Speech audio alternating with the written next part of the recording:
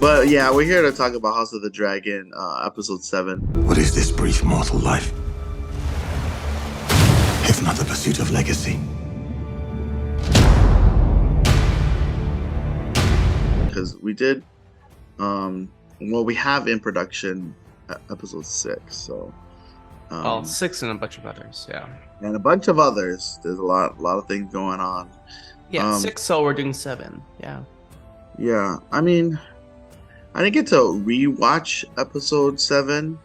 You know, for me, when I finished the whole series, obviously, Don't spoil anything. I haven't finished it all. I know. Yeah, I don't know. You're taking forever to watch episode 10. What are you talking about? I'm just waiting for you. What do you mean waiting for me? I've already watched it. No, so we can record it. Oh, I want it fresh. You want fresh perspective. I want fresh perspective. Yeah, after watching it, I was kind of like thoroughly satisfied to the point. Okay, we're not talking about the ending though. No, I know. I'm just saying, like, I was thoroughly satisfied, so I don't feel compelled to watch it again because I feel like the story in itself was complete, and I'm like, okay, this was satisfying. You know, if I look back, that doesn't sound right. No, I mean seriously, it's like if I look back, I'm like, I don't want it to taint or kind of recreate any type of, you know, feelings that might change. You know, it's like I'm watching this drama right now, and you know, like all this stuff happened between these two friends, and then all of a sudden it's like they find out the truth, and it's like, oh, so all that anger for the past 2 years, like, does that count? Like, are you still angry? Does that matter? So what does that have to do with rewatching the series or not? Because I don't want it to change my feelings, you know, toward it. I want it to stay the same. Like, I don't want to unearth or discover something. I think that's a you thing. I mean, well, but that's why I'm not doing it. You know what I mean? I'm doing it for myself. I see. I'm not like that. I'll definitely watch it if it's a really good series. That you can. I mean, I of course have already watched it. You rewatched it, so maybe you should kind of guide us down. It was actually better watching it the second time around. Really? Yeah. Like, at least for this episode, it was so much better. I guess because you know a lot of the foreshadowing. You know, George Martin normally does a lot of. Well, it's like a lot of things that were happening made a lot more sense. Oh, for you, or as a whole, right? Yeah, like it made a lot more sense, and I also was like able to pick up like new things. Yeah, see, that's what I'm worried about. I don't want to pick up the new things. I like pick. No, it adds to it. Well, for me, it adds to it. Like, that's the reason that you do it. I'm rewatching. I started rewatching the entire Game of Thrones series. Oh my god! So I'm on season 3 of it right now, right? Oh man, that's a time thing. Anything that there was a scene that I do want to watch with Joffrey and Marjorie, where they do talk about Princess Rhaenyra. Rhaenyra Targaryen was murdered by her brother, or rather, his dragon. It ate her while her son watched. What's left of her is buried in the crypts right down there. Yeah, Joffrey marries well, they do get married, right? So Marjorie becomes Joffrey's new wife, right? After Sansa. And then what happens is he gives Marjorie a tour of the whole like keep, right? And they talk about Princess Rhaenyra's dragon and then where she's buried, but it's like not all of her. So I'm like, oh my god, that gives me chicken skin. I was like, that is something I would watch for. Like watching, like you said, watching back to kind of hear Westeros' history is kind of interesting. Well, now we're watching the history in real time. Unfold in real time. That's pretty amazing, you know, for me. Just like how, imagine if you were teleported back in time and you became like a part of history and then actually lived it. Like, do you think it depends like what part of history? If it's like medieval times, for example. Your favorite part of history. What's your favorite? You're a history buff. My favorite type of history would Yeah. probably be during what period? I would have to probably say pre-Empire Roman. The Roman Empire. Yeah, when they were first still a republic. One Republic. No, I'm just kidding. For me, I really would love to meet like the smartest people of our past. You know what I mean? Like Einstein. You know, like how hard was it to like meet up with someone like Einstein? You know, also meeting with, Galileo, like all those inventors and all those people. Galileo. Galileo. I'm sure Yeah, it'd be pretty easy. Yeah, probably because it's a lot smaller. I mean, it's hard to tell because I feel like when it comes to ethnicity, it was very distinct, right? Like, I mean, I don't know if I would be like stuck in Japan or if I'd be stuck in Hawaii with Hawaiians. You know what I mean? Like if stuck in the Philippines or in the Philippines, yeah, I could be stuck in the Philippines. That's the thing that intrigues me is that if I were to go into the past, I would have to be in one of those areas. I wouldn't be like an Asian American back in the days because was there Asian Americans? I feel like maybe there wasn't. What time period are we talking about? Because America didn't exist until the 1800s. Yeah, see, so or until the 18th century. Yeah, see, so I may be in the Philippines just trying to like live the island life, you know? What?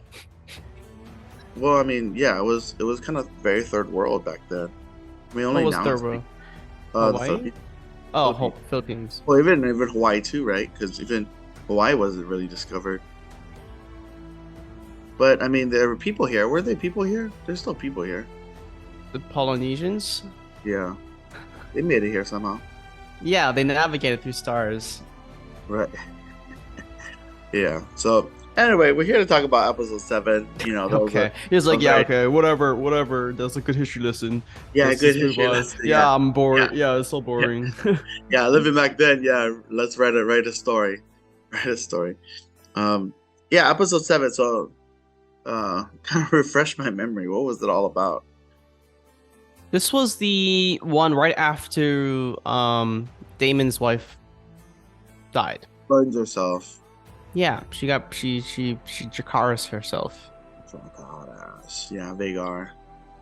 Yeah. That's cool. And so it starts off with like her funeral.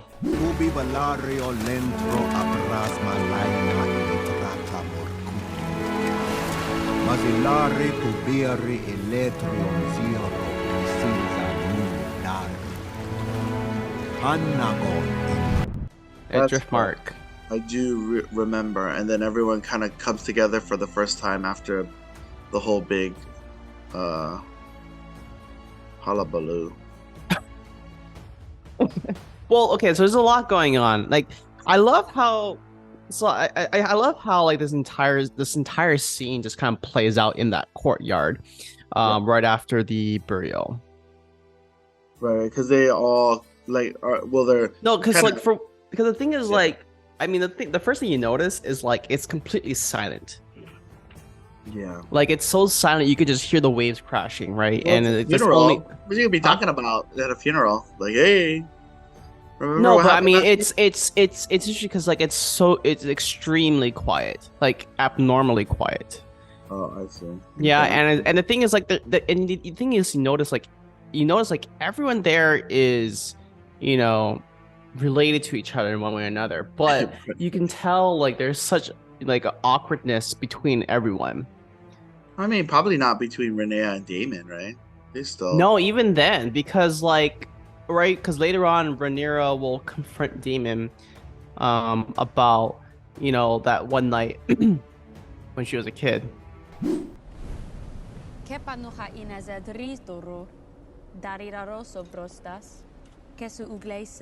Luon zombaz mi anuhon isa. Kepus? Ia sila voce euro tawor. De drosso dari ohi ikida. Indrari onorion tawor. Tubi maneri Nike te Niklas. Apraziri ziriema. Treptan li tawor. Sekedje sut nuchon vronkron. Dromon laudigon ao belvitas. Pipot satr zombie mazem pilo vule. Konir nuhruho sut Thailand. Sekelat. Yeah, that's the first time they saw each other from that time. right? And then Yeah, same this is thing, the first time meeting again since Rhaenyra got married. right, and then where she kind of defied him on Dragonstone, right? Like flew to They weren't Dragonstone. in Dragonstone. No. When she confronted him, the last time they saw him was when she confronted him at Dragonstone between No, Mr. Hightower, right? no. Oh, that's right. He did come back. I said that it was the night they spent together in the King's Landing. That was the last time. Oh, I see. Okay. And That was then the last time Viserys kicks him out of King's Landing, and Rhaenyra gets married. to the Valerian, yeah. Valarian, yeah. Yeah. And then so they're married, they're there, the kids are there, the bastard kids are there. Yeah, so that, like I said, there's like a lot of like a different awkwardness going on between every party, right? For example, the kids, for example, are kind of awkward with each other because, for one, there's like this. It's pretty obvious at that point. Like everyone knows, like they're bastard children, Yeah, that's a big one. right? And so the thing is, like and then their father, Lionel Strong, or what's his name, Lord Strong, burned to death in Harrenhal. And so the kids are kind of pretty much aware that that's their real father, right? Right. But they want to mourn him, but they can't because as Rhaenyra says, it's inappropriate, right? And then there's also there's Rhaenys Targaryen, the grandmother, right, who doesn't even acknowledge those two as her grandchildren. Yeah. But at the same time, her husband Cordis Velaryon forces himself to, or not forces, but he's disillusioned that they are his actual heirs. Yeah, like he's trying, he's like telling himself, like, yeah, these are my grandchildren. They're going to inherit. Yeah, that's the pathway to the Iron Throne, right? For his family to. Yeah, but that's not his real blood. That's the thing. That's the awkward part. Yeah. It's like, how the people say, oh, we gotta address the elephant in the room. Well, in this case, like everyone's addressing multiple elephants in the room. Yeah, but I mean, technically, because Lena and what's his name, Damon got together, isn't their kids also of that blood? I guess they won't ever get the Iron Throne either. They're kind of out. Well, Damon's not the heir, so it doesn't matter. Yeah, that's right. Renee. Lena, I mean that, but the thing is, like, Lena and Damon's children are, of their own flesh and blood. Grandkids. Sorry, not sons, but grandkids. Yeah, so there's a lot. Just like, it's interesting, like, to see like everyone's like facial reactions and how people are trying to kind of navigate their way around each other. Yeah. Even though it's like a small enclosed area and like they have to be there in public, right? Right. You say, oh, hey, so far your cousin passed away. We all gotta meet up now. And then it's like, oh, I don't like anybody here. Nobody likes me. Yeah, and then the final one is Alicent and Rhaenyra, right? They're didn't they just already have that? No. Wait, when does that stabbing situation happen? At the very end. Alicent, stay with the king! Hold your ground! Do not sequester Alicent!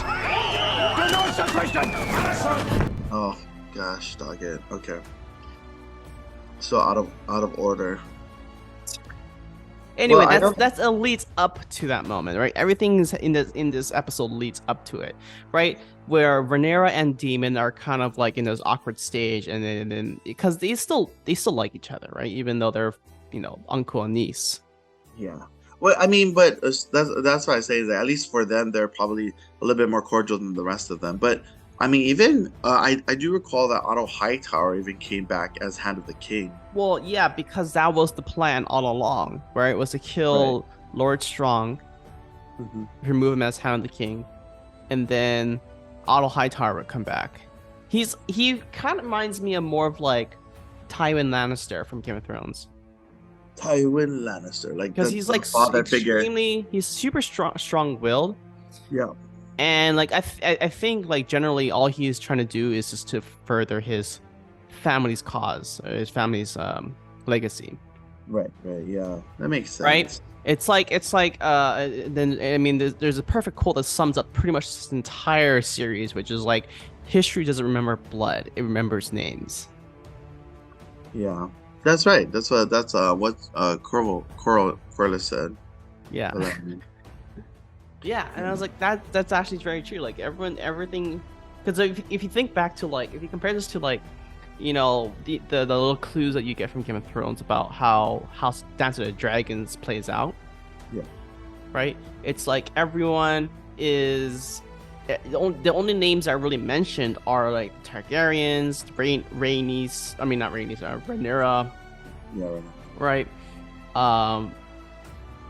And none of the minor characters, like no one mentions people like Lord Strong, for example, or the people who were killed. Yeah, that's unfortunate. That's so crazy. Because they're not relevant. So I mean, and during this time, right? Vhagar does get a new dragon rider.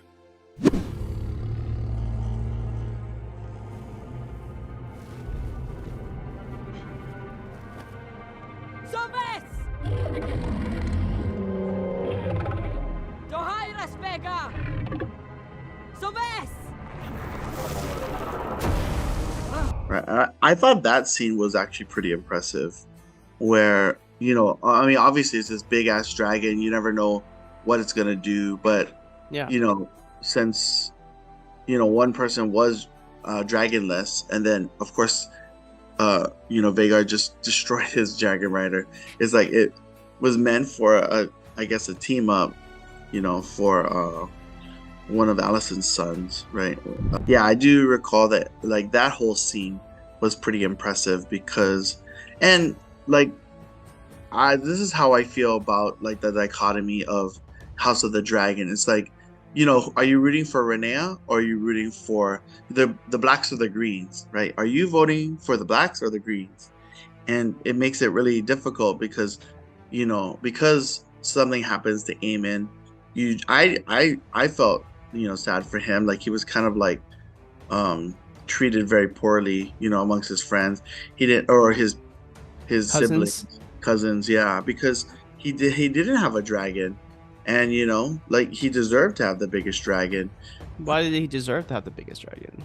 I mean, because it's like the longest time, like they gave him a pig and like, hey, this is your dragon now, and like all the cousins are really close to each other, and you know, they were kind of ousting Aemon because he was a little bit weird.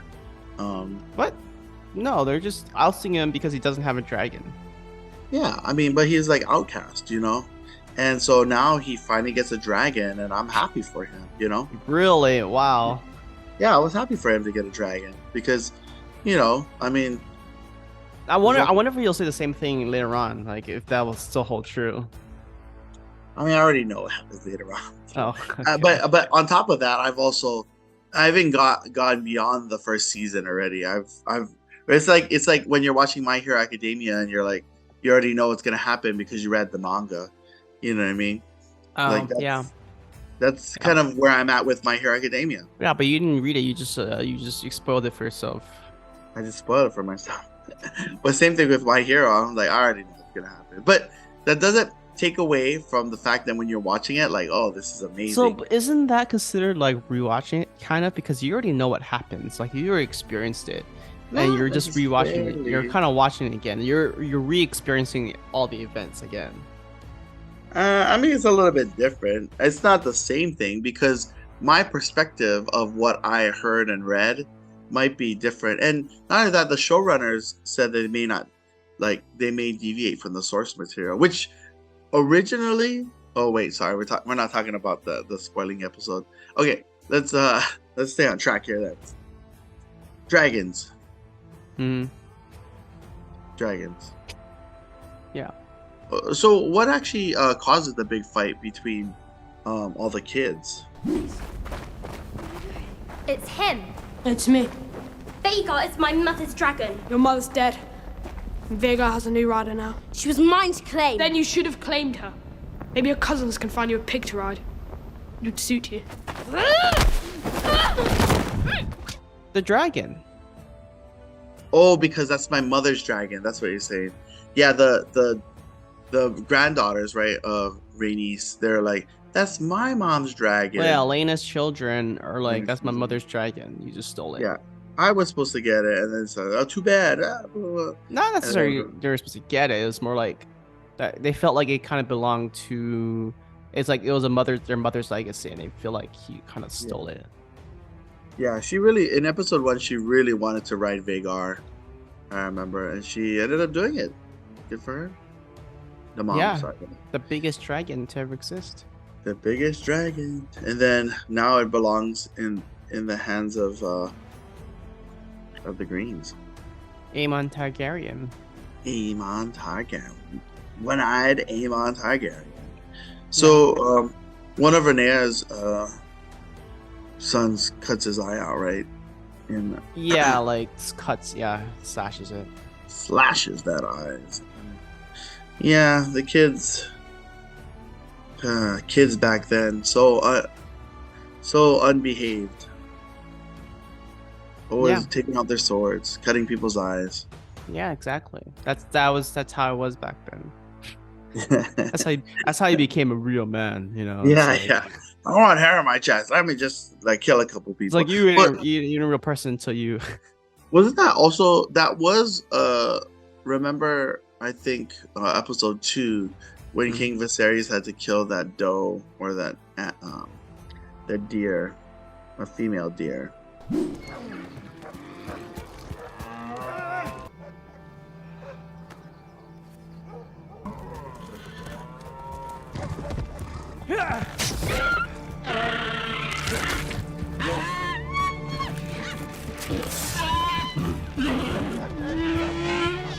One more time, Your Grace. Put a bit to your left.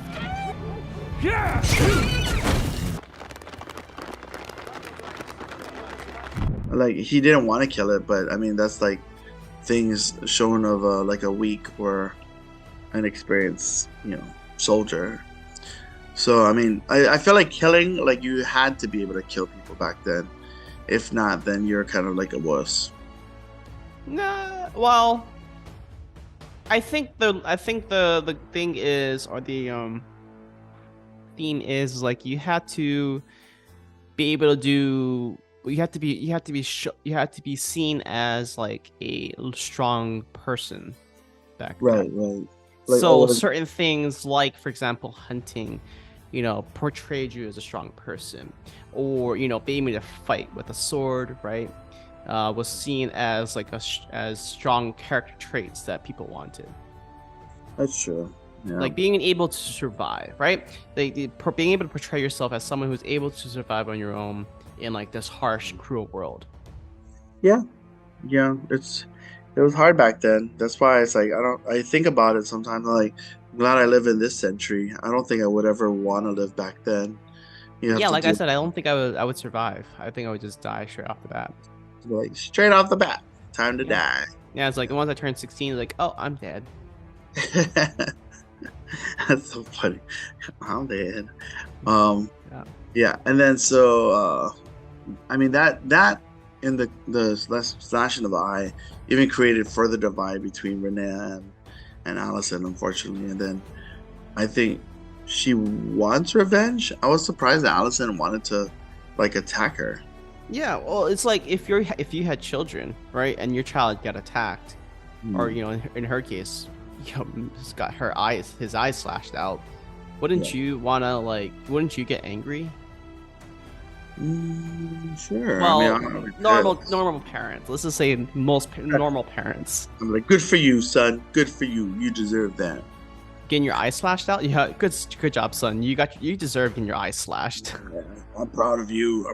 Let's replace it with a sapphire. But I mean, it's funny because both of them, they're just using this, both Rhaenyra and Alicent. It feels like they're using this is just more of a catalyst for them in order to kind of further their own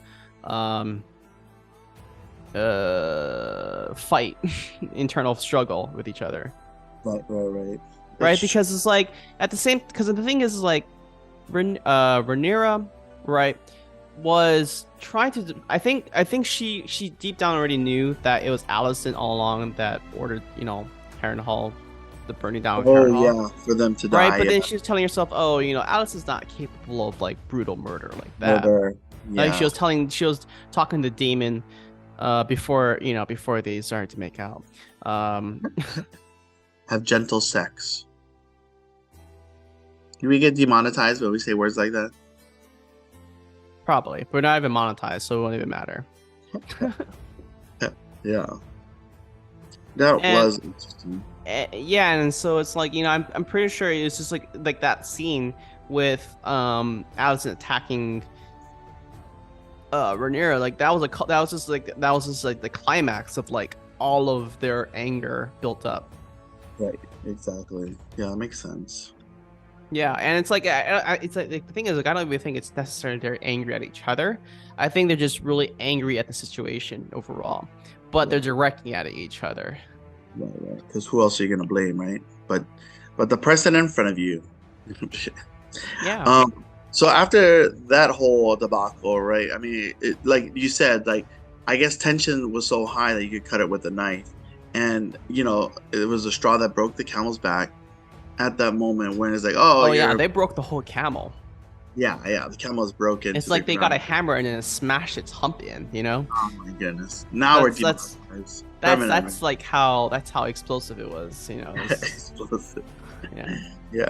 Well, and then so shortly following that, then right, Damon and Rhaenyra kind of start. Well, then it's like, okay, well they want to, then they start concocting their plans. Like, we should get married. Right. Because that's right. They needed to it's start choosing sides, right? it's at that us point. against them. It's the blacks versus the green, and we need to start picking our allies.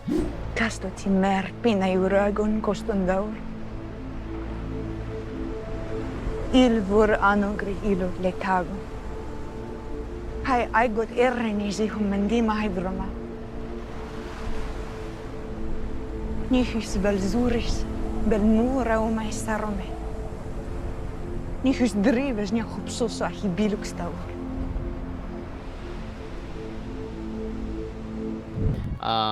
Rhaenyra, right? Her biggest worry is that her children are going to be disowned from their inheritance, right? Because they're not quote unquote, they're not of legitimate children. Yeah. So, and I thought this was it was shocking, for the first for the next 5 or so minutes, where like they start concocting their plan to murder her husband. Yeah. I was like, oh my god! Like I was the entire time I was thinking like, oh, I can't believe Rhaenyra is actually going through this. Yeah. Like I knew it was coming the moment they started talking about it. I was like, oh, we should, we need to solidify our power together. Right, together we're stronger. All right. And I was like, oh, if this conversation is going where I think it is going, I cannot believe that she's going to suggest such a thing. Yeah. I mean, but she always found Damon attractive, so. Well, Until- that's not even it. It's just like she's married now, right? So it's like there's Oh, only she's. Oh, they had to. Yes, I see what you're saying. Yeah, they did have to get rid of him in order for Yeah. them to get married. That's right. But he, Yeah. I mean, he wasn't happy. He's gay. He wasn't happy. Like, it's kind of crazy to think how, like, even though everything was kept a secret, there was no secret. Lane or Valerian. Yeah, the twin brother, right? Lena. Yeah. But it's amazing to think how we have two characters, right, that are not,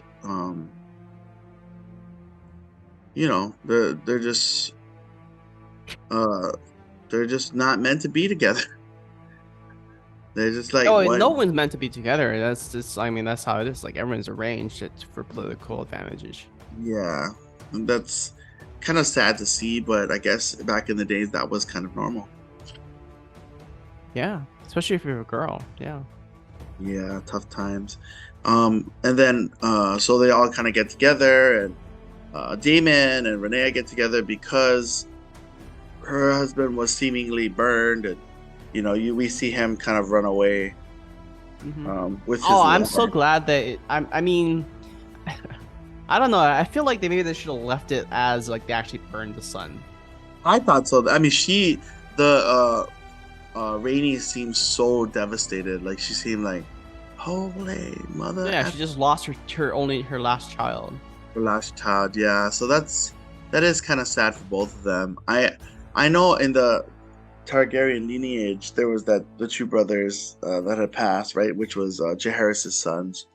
But like, I mean, imagine you have no like heirs now at that point, right? That's where everyone's kind of like bummed out at that. But I mean, he didn't really die, because at the end of the episode we do see him kind of sailing away with his lover. Yeah.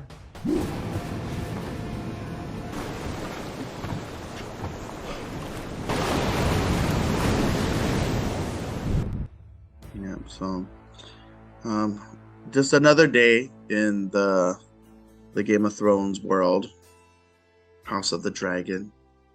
But I'm looking forward to talking about episode 8. I think it'd be great. 8, 9, whenever we get there. 8, 9, and 10. Let's make it happen sooner than later. But what do you guys think? Would you guys want to live back in the days, or do you kind of like living in your current world, or would you want to be transported back in history at any given time? It's funny because I was talking to Anthony, and I was telling him, like, we were watching this anime, and it's like this whole city is like covered in water, right? And when you grow up there, I guess you think to yourself, like, there's nothing else that I know of. But when you're watching it, I'm kind of thinking to myself, I'm like, damn, I would not want to live like in that, like no electricity, no like clean running water, like so much opportunities for, death, and no cars, no internet, no vaccinations. Yeah, no vaccinations, all of it. So, I do feel no like soap. Yeah, no soap. It's not like it's like a necessity, but like all these luxuries that we have now, is so different from what it was back then. No plumbing. Even though they had really nice clothing and really nice plumbing. No plumbing. No plumbing, sir. We need to heat your water up with dragon fire. No electricity. I know. Candles all day. Oh no. I can't afford a candle. No cars. I know. But hey, there was there is some perks, there's brothels, and there was like, marrying multiple people, all those things that some people like. But what are you talking about? If you become a Mormon, you can marry multiple people. Yeah, okay. Yeah. That's gonna be cut out, right? We're gonna cut that out? No. But yeah, let us know what you think. Would you want to live like back in the days, or do you kind of like living in the current situation that you're in? Like and subscribe, because we are going to do episode 8, 9, and 10 eventually. And so you can come back here and then see us kind of talk about House of the Dragon. Yeah. All right. Well, we'll see you guys later. Peace.